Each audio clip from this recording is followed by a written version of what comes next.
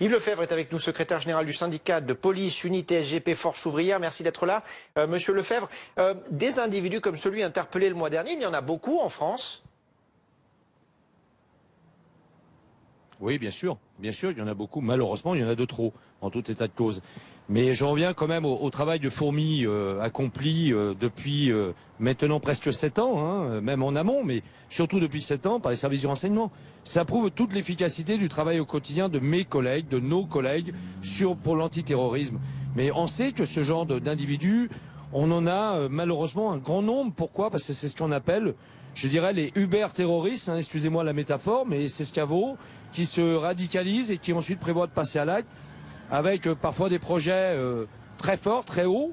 Et en l'occurrence, après, on vient sur un format un peu plus, je dirais aussi, passez-moi l'expression, un peu plus traditionnel du passage à l'acte avec une arme à feu.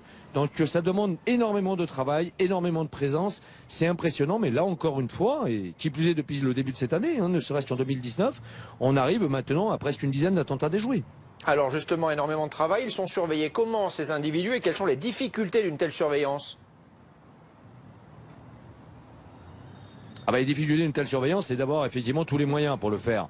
Alors il y a aujourd'hui, vous savez que depuis le drame de la direction du renseignement de la préfecture de police de Paris, hein, il y a 15 jours aujourd'hui, il y a une profonde réflexion aujourd'hui sur les moyens à donner, sur non pas sur la réorganisation, mais je dirais sur la lisibilité des moyens donnés, tant en hommes qu'en moyens technologiques, qu'en disponibilité, qu'en charte d'emploi au travers du service du renseignement, parce qu'on parle malheureusement beaucoup de la DRPP en ce moment, on parle de la DGSI notamment à travers l'interpellation de ces individus, mais n'oublions jamais non plus le renseignement territorial.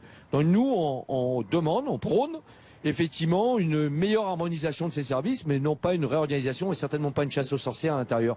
Donc ça demande du travail 24 heures sur 24, c'est du travail de surveillance, de filature, d'écoute. Bref, c'est un travail de fourmi, il n'y a pas d'autre mot, qui impose énormément de moyens humains et surtout une abnégation sans faille des agents du renseignement.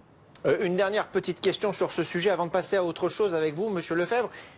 Vous parlez de surveillance, de filature, d'écoute. À quel moment on décide d'interpeller un individu comme celui qui a été interpellé le mois dernier?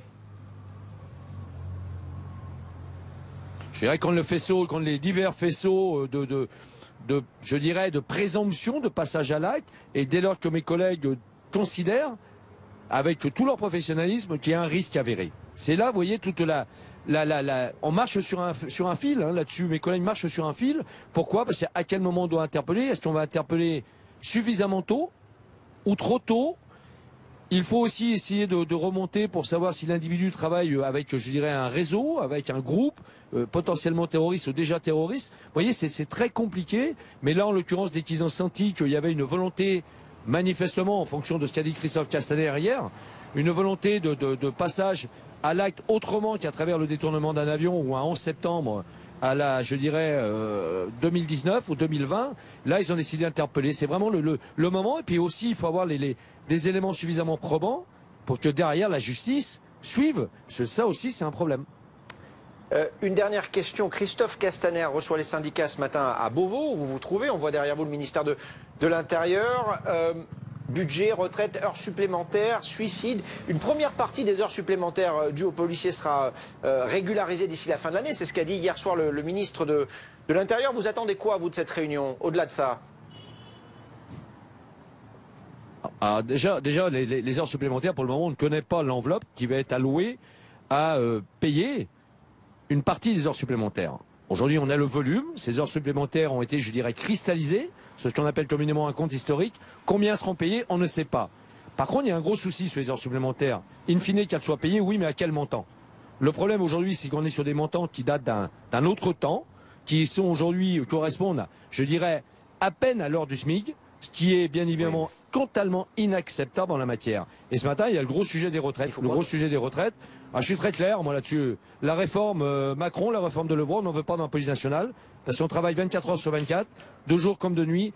Et les drames, le dernier drame de la direction du renseignement atteste à combien de métiers dangereux. Alors nous ne parlons pas d'emploi missionnel avec 27 ans de métier à risque. Ça ne veut rien dire. Qu'on soit policier actif ou administratif, on est exposé en permanence. Ce sont les risques du métier, mais ils doivent être reconnus par l'État. Merci Yves Lefebvre. Retrouvez toute notre actualité sur videopolice.com, la chaîne YouTube d'Unité SGP Police.